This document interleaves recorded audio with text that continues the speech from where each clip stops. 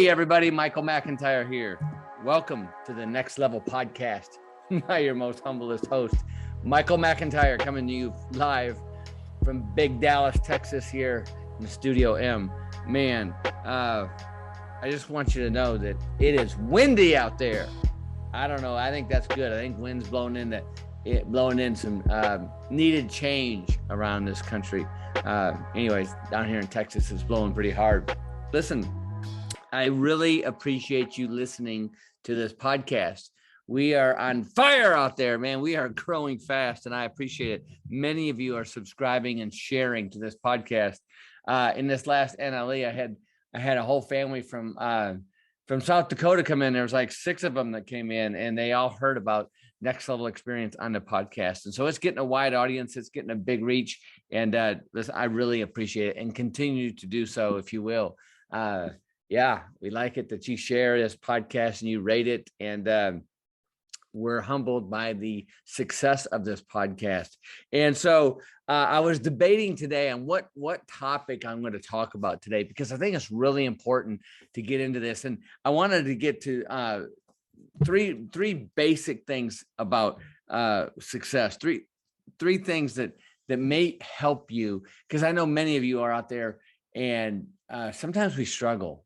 Yeah, I know everybody struggles. I struggle, and after, we need to have some basic foundations, and to keep on going in that process, and to have some victories and wins and celebrate that. I've been studying about Leviticus, and it's really interesting. Leviticus kind of teaches, God was kind of teaching us the how a priest should be, how a priest separates themselves from the rest of the herd in all aspects of life, and how to dress, on sexuality, on different things in life, how to eat.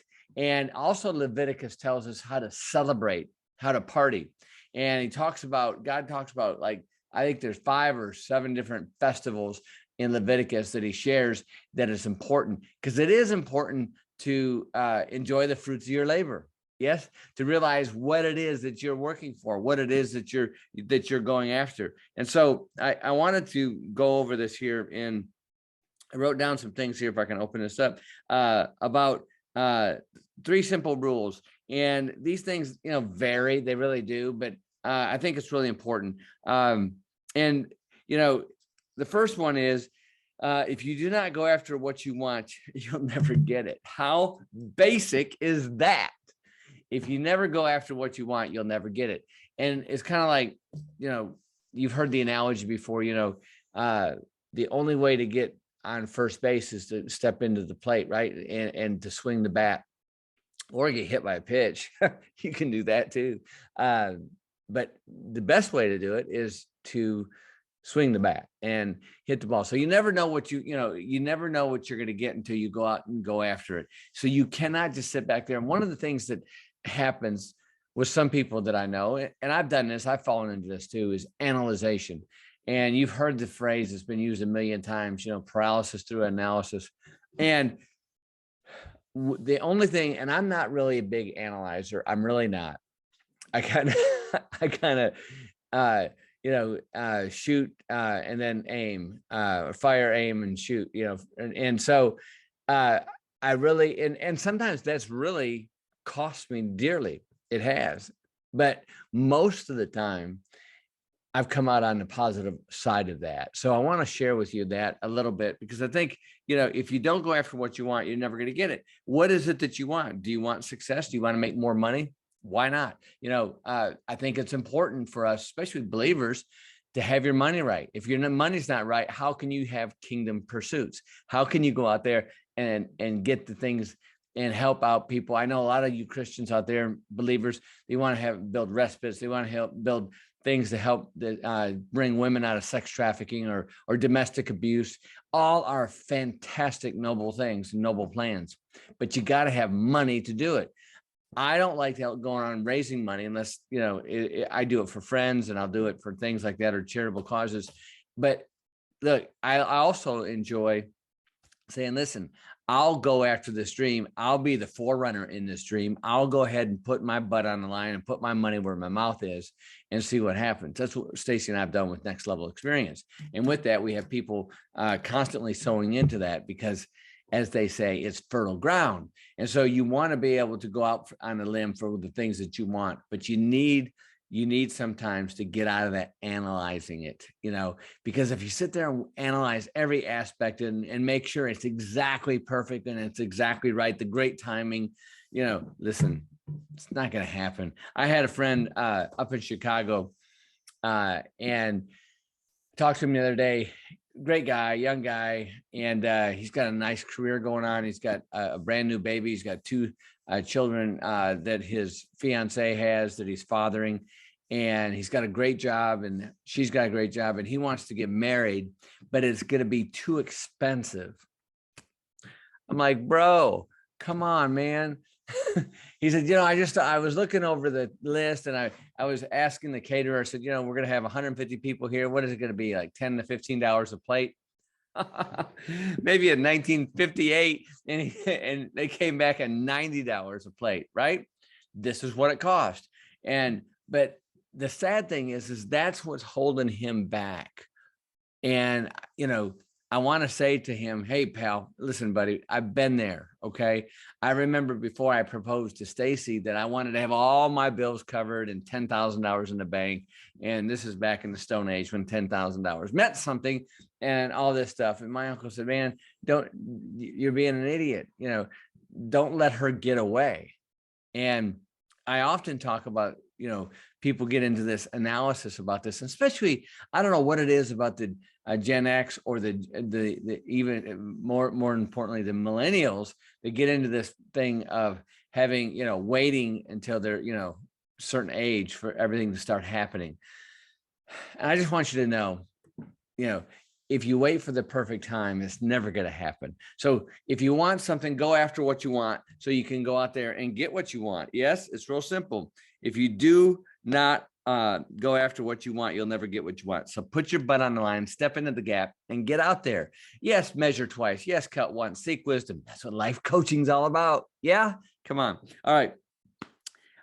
If you do not ask, the answer will always be no.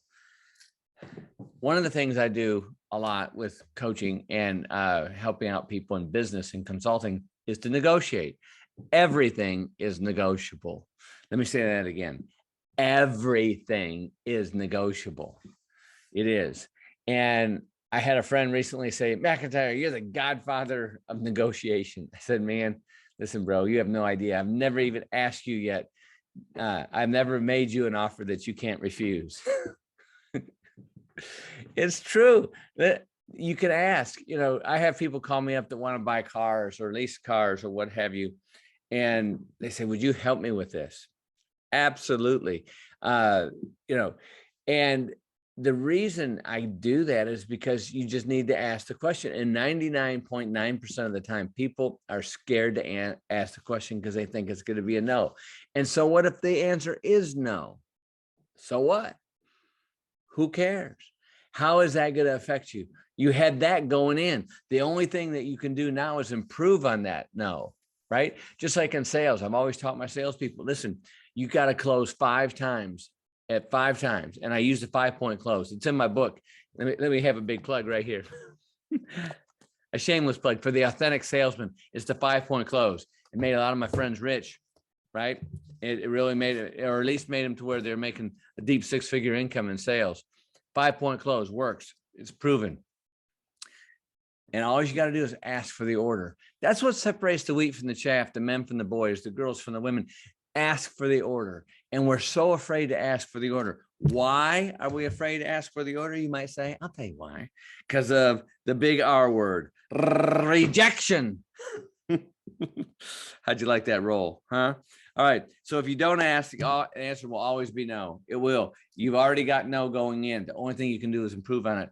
I did a interview on ABC about how to get more in your compensation package. And I got a lot of good response on it too, because what I said is, look, first of all, if you want to talk to your boss, all right, or your supervisor about a raise, and you want to ask them for maybe a promotion or what have you, first of all, get feedback from your friends in that business. Because sometimes our perception of how we show up in the world is quite different than actually how we show up in the world. In our mind's eye, we might think that we're killing it, man. We got, Superman S on our shirt, and we're all, just slaying dragons daily. And people are just, they're going to write, books about you someday after you're gone. Maybe in reality, everybody looks at you, that S is for slacker. Ha! That's right. I said it. So what happens? You get this false delusion of how good you're really doing. So I always tell people, ask 3 people that you respect that are acquaintances in that business. Go to lunch, buy them lunch or buy them breakfast, and ask them a simple question. Say, listen, I will not hold this against you. That'll get their attention. Okay. I want to know, please tell me honestly, boldly and bluntly, how am I showing up here at the office? How am I showing up at the company? How am I showing up? And hopefully they'll give you a straight answer, and they can't be your subordinates because they're going to kiss up to you. So, and this is good because this way you're going to find out. And so when you do go and you say, okay, then listen, I checked myself. Okay. I'm not as great as I think I am, but I'm pretty dang good. Right. So then you can go to your boss, your supervisor, and email them, say, or talk to them, but don't catch them at the urinal. Okay. Don't ambush them coming out of the urinal or out of the bathroom. Don't ambush them, as they show up in the elevator. Never do that.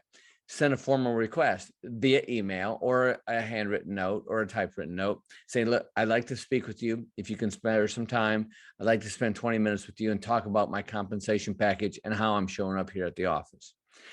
Also, when you get there, make sure you've got your facts straight. Make sure you've got some testimonials. Make sure that you've got it all straight. So when you sit down there and say, listen, Bill, Mary, I've been at this company for, X amount of time, and I've put in this and I've done this. Here's my accomplishments. And I'm so excited about being here. And I want to continue to move the needle for this vision that you've created in this company.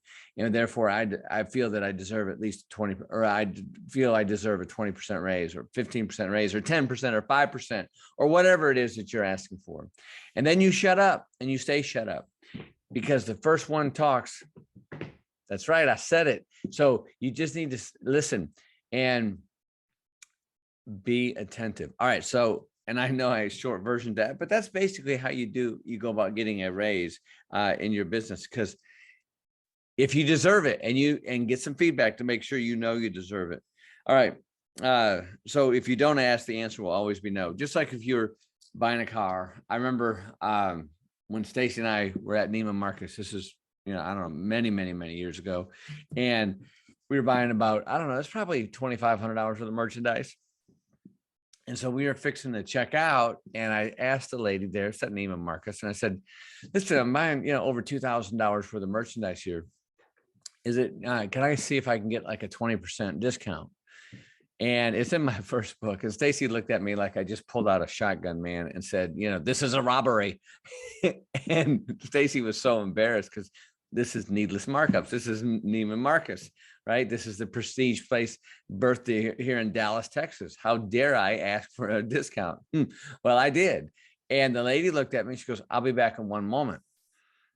Okay. So I thought, okay, either they're going to kick us out of the store and take our Neiman Marcus coveted credit card away and tear it up in front of us and then, humiliate us in Cheapskates Weekly, or she was going to give me a discount, or maybe they're going to come with the security and throw us out. So Stacy's like, she looks at me like, I can't believe you did that. And I said, what the heck? I mean, all they can say is no, and we're still going to buy these things. So the lady came back, very professional, as Neiman Marcus has professionals. And they said, I can't do 20%, but I can give you 10%.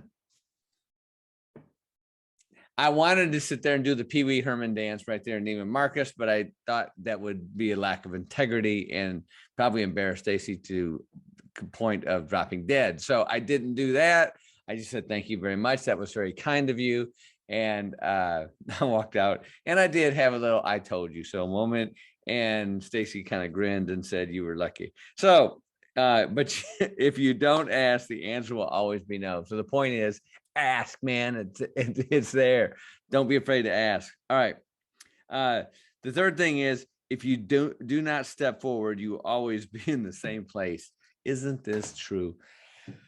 If you don't climb out on that limb, because that's where the best fruit is. If you don't step forward, you're always going to be in the same place. Get out of your comfort zone, ladies and gentlemen, brothers and sisters. Yeah. And step out, because if you don't make that step forward, you're never going forward. You've got to constantly be moving forward. And listen, I get it. It's tough sometimes, and it's okay to have a respite. It's okay to take a minute. But don't get stuck in that minute. Don't get stuck in that isolation, because the enemy, Satan, the dark one, he wants to isolate you. And that way you're not stepping forward. Because if you're truly a believer in his kingdom, then listen, you're on the battlefield. You're not just an observer, you're in the game. And so to step forward and take the fight to the enemy is where it's at. So if you're stepping forward in business, you've got to step forward. You got to constantly look at yourself. I remember back when we had our insurance company, we had, I don't know, we would probably come up with new ideas, new marketing ideas probably about every year, about every 18 months. And we'd have big meetings, sometimes sooner than that. When the internet hit, things started really moving fast. Nowadays, you've got to reinvent yourself on a 90-day scale.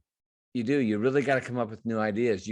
Especially in the social media world. I mean, all of a sudden the algorithms change at Google or at Facebook, and it's like, people lose their gourd because they got to redo and reset and everything else. So you constantly have to keep moving forward. You constantly have to keep reinventing yourself, because if you're not moving forward, if you're not taking a step in whatever it is, in your faith, in your relationship, in your business, in your money, in your tithing, in looking at yourself, then you're not going anywhere. Yeah. So it's just so important. And look, that doesn't mean that this is where, go back to rule one.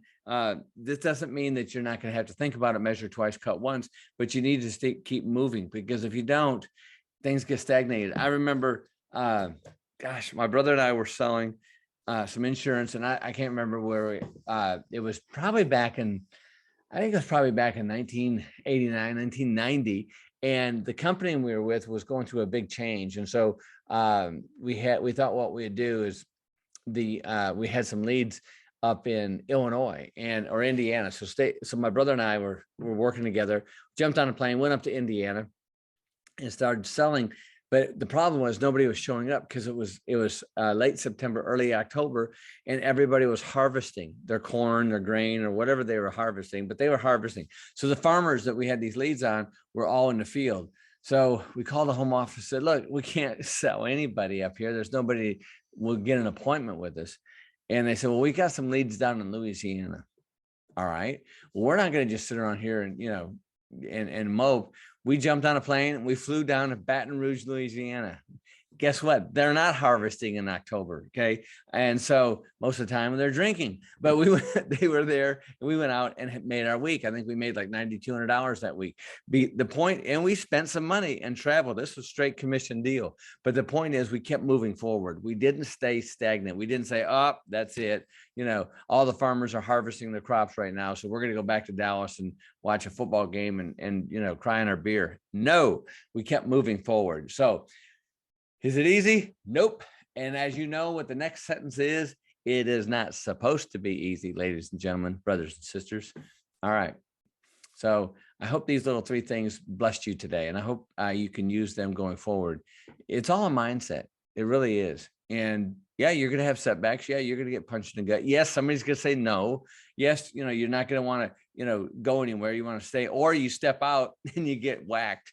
But you get back up again. Somebody said the other day, it's not how many times you fall, it's how many times you get back up. And that's the key. It's called perseverance. And when you have Jesus Christ in your life, and you can do Philippians 4:13, you can do all things through Christ who strengthens you. That's a fact, Jack. So go out there and make it happen.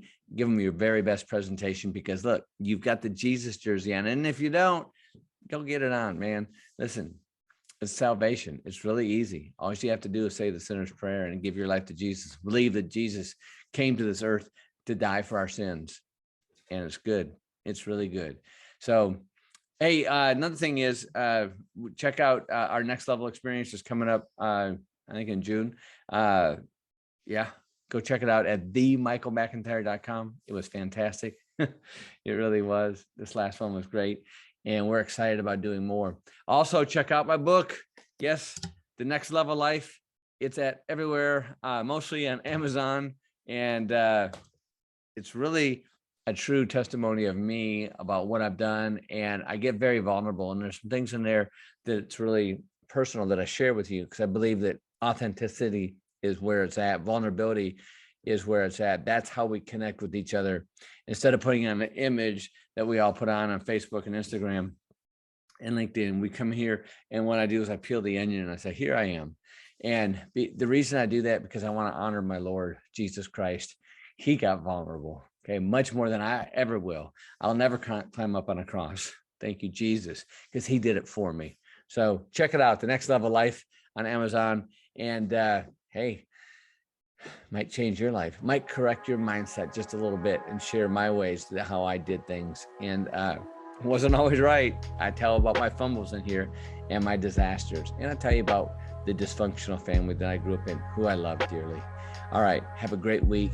Everybody go out there and if you're wearing the Jesus jersey, show up big, and show up big. God bless you. Thank you for listening. Share. Yeah. Get out there and share this and rate it. All right. Cheers.